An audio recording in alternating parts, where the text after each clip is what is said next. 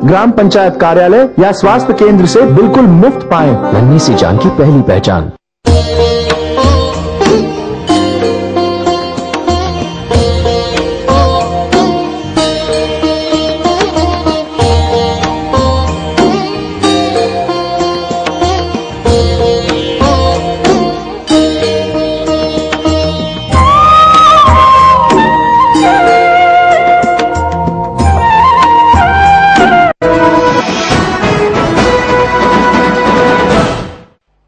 महाबहस में आप सबका स्वागत है। आप दर्शक से हमारी गुजारिश है कि आप हमें फोन करके अपनी राय या कुछ सवाल पूछ सकते हैं, दे सकते हैं। मुद्दा यह है कि क्या ममता बनर्जी के साथ जो दिल्ली में सुलूक किया गया उसका ममता बनर्जी राजनीतिक फायदा उठा रही हैं और मुख्यमंत्री के बतौर वो भद्रलोक की तरह व्यवहार नहीं कर रही हैं। क्या सीपीएम से निपटने के लिए उनको मतलब ममता बनर्जी की पार्टी को, टीएमसी को अपना आपा खोना ही पड़ेगा? कमल जी, साहे साहब कह रहे थे कि बंगाल जिस रूप में जाना जाता है उस रूप में कम से कम बंगाल की मुख्यमंत्री व्यवहार नहीं कर रही हैं। मेरा सवाल यह है कि सीपीएम के कार्यकर्ता और सीपीएम की सत्ता से बिना ममता के इस रूप के और चुनौती हो ही नहीं सकती है।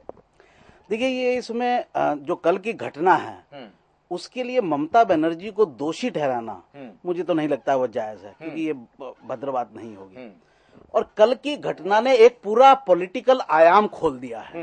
देखिए, कल की घटना एक कानून व्यवस्था से थी, लेकिन आयाम पूरा पॉलिटिकल खुल गया है। हाँ, साहे साहब कुछ आप रोक रहे थे क्या? रोक नहीं रहा हूँ, एक बात कमल जी को याद दिला रहा हूँ। हाँ, कि देखिए, कुर्ता फाड़ने की घटना होती है और क्या है, हजारों लाखों कम्युनिस्ट कार्यकर्ताओं को बंगाल में पीटे, इसका जवाब ये है। सवाल पीटने का नहीं, ये अभद्र है। अब बात कर लीजिए। अगर आप वित्त मंत्री का कुर्ता फाड़ेंगे तो रिएक्शन तो होगा ही। देखिए, पॉलिटिकल जो उसमें सारे जवाब आ जाएंगे।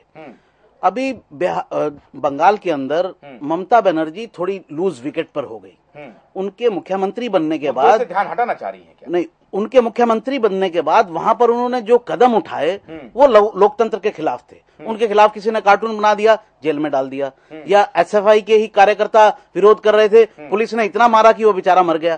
तो ये लोकतंत्र के खिलाफ है। लेकिन कल की जो घटना हुई वो भी लोकतंत्र के खिलाफ है। और उससे, पूरी घटना से वो जो उनके खिलाफ माहौल बन रहा था, उनको मौका मिल गया कि उसको पूरी की पूरी चीज को अपने पक्ष में कन्वर्ट करने का। सीपीएम की एक प्रकार से रणनीतिक हार हो गई। ये रणनीतिक हार हो गई। आप किसी पर देखिए, लोकतंत्र में आप हमला नहीं कर सकते। आपने, अगर उन्होंने हमला किया तो आप इसका विरोध कर सकते हैं, अगर आपने हमला कर दिया तो बात बराबर हो गई। तो आप क्या है? भद्रलोक की छवि को बिगाड़ कौन रहा है? ये सीपीएम के लोग बिगाड़ रहे हैं या टीएमसी के लोग बिगाड़ रहे हैं?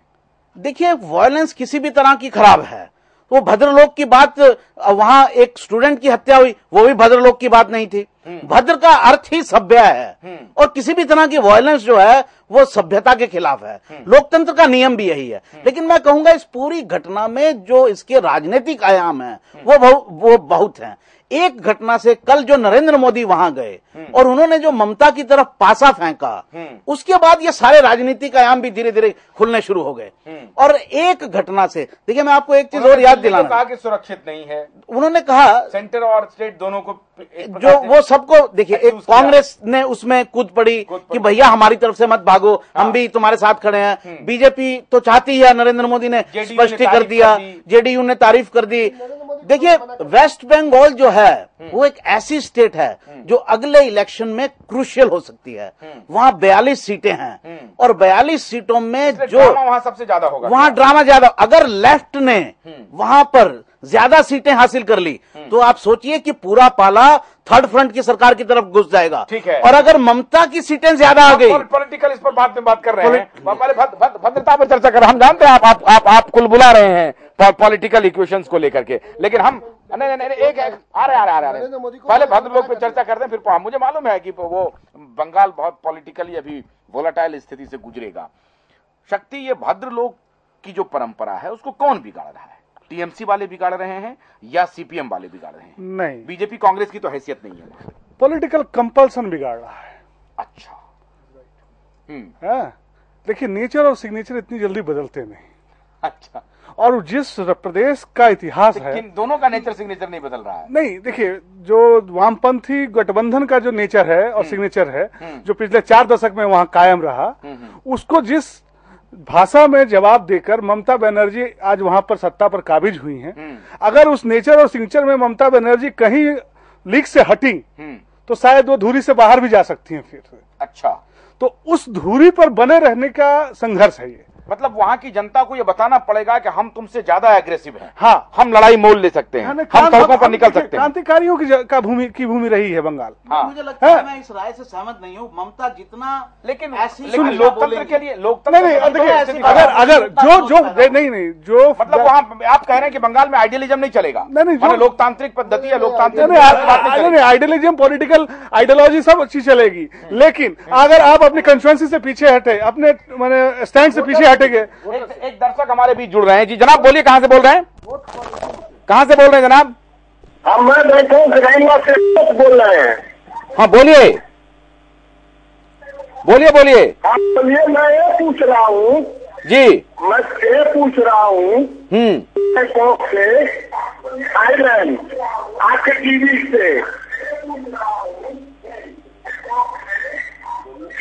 बताइए, 2-4 मिनट के लिए ममता बनर्जी कितनी घायल हो गई? कितनी घायल हो गई आप ये कह रहे हैं? ठीक है, ठीक है, ठीक है, बहुत बहुत शुक्रिया। वो पूछ, ये जो वही है, कितनी ये घायल तो हुई नहीं। हाँ। लेकिन पॉलिटिकल पोस्चरिंग उन्होंने किया। हाँ। और उसको इस तरह से प्रस्तुत कर रही हैं कि आज पूरा का पूरा राजनीति घायल होने का क्या मतलब है कि उनके शरीर से खून निकलने लगे।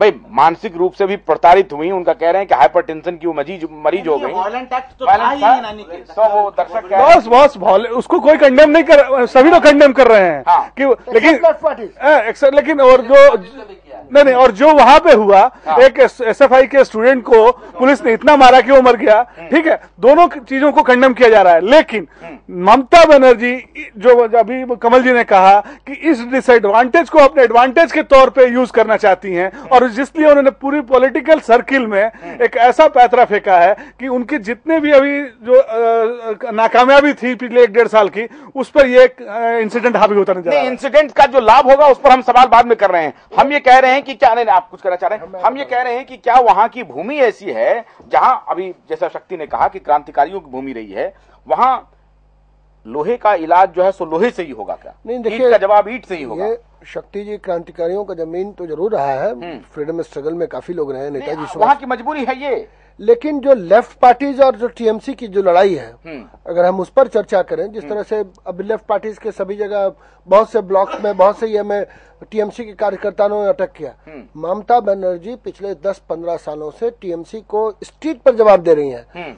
और जो विलेज का जो स्ट्रेंथ है लेफ्ट पार्टीज का था कि विलेजेस में, ब्लॉक में, पंचायत में, वहां पर उनका वर्कर मजबूत था। वहां पर मजबूत करके और ये स्थिति पैदा कर दी कि वहां मुख्यमंत्री चुनाव हार गए। जो बाकी लोग की तो बात छोड़ दीजिए, बुद्धे भट्टाचार्य जी खुद चुनाव हार गए, सबसे बड़े भद्र लोग। भद्र लोग की जो बात, और जो भद्र वहाँ एक सेकंड, हाँ बोलिए। जो लोग है, यानी जो आम जनता है, वो भद्र है। लेकिन वहाँ की राजनीति पिछले 4 दशक से भद्र नहीं है, अभद्र है, अभद्र है। राजनीति मैं क्वेश्चन कर, ये कौन सी बात हुई कि जनता भद्र है लेकिन राजनीति अभद्र है? क्यों? जनता से ही तो राजनीति हो रही है। वहां की जनता उस चीज को प्रश्रय दे रही है, तभी तो वो राजनीति चल रही है। समाज होगा। एक मिनट, ऐसा है हम आई विल डिसएग्री। तथा प्रजा तथा राजा, नहीं, वो गलत बात है। ये पिछले 3-4 सालों से कुछ नेता, 3-4 सालों से ज्योति बसु बहुत भद्र थे, और ममता बनर्जी जब मिनिस्टर बनी थी तो उनका 5 हुई थी असेंबली में। मुझे वो सीन याद है। ममता बनर्जी जब स्टेट में मिनिस्टर, भद्रता का ये आलम था, भद्रता का ये आलम था। अब अभद्रता का देखिए। और ज्योति बसु की लाठी भी खाई थी नरसिम्हा राव के टाइम में, जब minister of state for HR बनी थी पहली बार में। तो इसलिए ये भद्र और अभद्रता का नहीं, भद्र लोग ये पिछले 4 सालों से जिस तरह की राजनीति हो रही है कि उस राजनीतिक माहौल में भद्र लोग और भद्रो महिला दोनों का कॉन्सेप्ट खत्म हो रहा है। ठीक है। देखिए, ऐसा एक मैं कुछ कहना चाहूंगा। हाँ, बोलिए। पश्चिम बंगाल में आप देखेंगे जो भी सरकारें रहती हैं, करप्शन के चार्ज वहां पे नहीं लगते हैं। आपको ये बहुत ही मिनिमम देखने को मिलेगा। ज्योति बसु थे, वो तो सिगरेट भी पीते, बुद्धदेव जी सिगरेट भी पीते थे, तो उसका भी हिसाब किताब सिगरेट पीना तो एक, हाँ, इतने बेचारे बसु के बेटे पर लगे थे करप्शन। जी देखिए, कोई साबित कुछ नहीं हुआ, आरोप साबित कोई नहीं हुआ, और बहुत ही एक साधारण जीवन जी के आते हैं। तो ममता बनर्जी ने बहुत संघर्ष करके सत्ता हासिल की है, तो वो झगड़ा जायज है, स्वाभाविक है कि वो लड़ झगड़ के ही मुद्दों पे लड़ेंगे, झगड़ेंगे, क्योंकि वह करप्शन तो है नहीं, करप्शन तो कोई मुद्दा बनता नहीं है, तो झगड़ा कभी कोई सड़कों पे आ जाता है। तो इसलिए वो लगता है कि बहुत उग्र है सीपीआईएम, या बहुत उग्र हो गए हैं। तो क्लीन चिट दे रहे हैं सीबीआई की तरह की, कोई करप्शन नहीं है। नहीं, ये स्वाभाविक है, ये स्वाभाविक है। देखिए, ये स्वाभाविक है, बहुत ऑर्गेनाइज्ड करप्शन है, ये स्वाभाविक है। वहाँ की राजनीति को बता दूं, वहाँ डिसेंट्रलाइज नहीं, मैं वहाँ की राजनीति का तो आलम यह है कि हर एक नुक्कड़ पे पिछले 40 सालों तक सीपीएम और सीपीआई और वामपंथी जो गठबंधन के लोग थे, वहां पे उनके पुलिस भी एफआईआर नहीं करती थी जब तक उस नुक्कड़ पे खड़ा होने वाला उनका कार्यकर्ता उसको ग्रीन सिग्नल ना देता था। तो इतना ये राजनीति का स्तर तो ये टेरर था, और उस टेरर को तोड़ कर ममता बनर्जी आज जरा भद्रता पर जरा आप सवाल कुछ टिप्पणी करिए। अच्छा, क्या ये बात सच है जो कमल जी कह रहे हैं कि लोग, एक फोन ले लीजिए जनाब बोलिए, कहां से बोल रहे हैं, कहां से बोल रहे हैं जनाब, बीमार हो गए बोलिए जनाब। जनता, पूरा जनता 10-10 दिन हॉस्पिटल का नंबर भी नहीं मिलता है भर्ती के लिए, तो बीमारी में पड़ते हैं। आप कहां से बोल रहे हैं? होकर कभी बीमार 10 दिन नंबर लगा करके नहीं, आप कहां से बोल रहे हैं? आप बोल कहां से रहे हैं? जी, शुक्रिया हमसे बात करने के लिए। आशुतोष जी, मैं बता दूं, लोग सुन लीजिए, भद्र है और राजनीतिज्ञ अभद्र हैं। अब शुद्ध राजनीति पे ही बात करिए। इस राजनीति पर अभी नहीं आएंगे, जरा भद्रता पर बात हो जाए। मुझे मालूम है कि आप राजनीति के लिए उतावले हो रहे बहुत हैं। ज्यादा हम लोग खींच रहे हैं, हमको लगता है। क्यों? भद्रता सबसे बड़ा विषय है वहां पे। उस इशू को आप अभद्रता के लोक में जाके गिर गए हैं। नहीं, मेरे बारे में अरे आप दिल्ली में देखिए, आज आप हाँ, किसी भी कॉमन मैन से बंगाल में पूछिए कि किसका व्यवहार अभद्र है, तो सब आपको बताएंगे। स्कूल में जाइए, कॉलेज में जाइए, कहीं जाइए, कि ममता बनर्जी का व्यवहार आज की तिथि में बंगाल के अंदर भद्र नहीं है। ठीक है, ये सब जानते हैं और ये कोई छिपी हुई बात नहीं है। तो इसीलिए मैं कह रहा हूँ, इसीलिए अब आप सुनिए, महादेवी वर्मा से और ममता बनर्जी की ये मजबूरी भी है, क्योंकि जितने बड़े ताकत को, राजनीतिक शक्ति को ममता बनर्जी ने ऑलमोस्ट सिंगल हैंडेडली वहां हराया, वो ये समझती हैं कि इसी व्यवहार के कारण वो जीती हैं और इसको और पुष्पित, पल्लवित और सिंचित कर रही हैं। महाश्वेता देवी अब नाराज होंगी?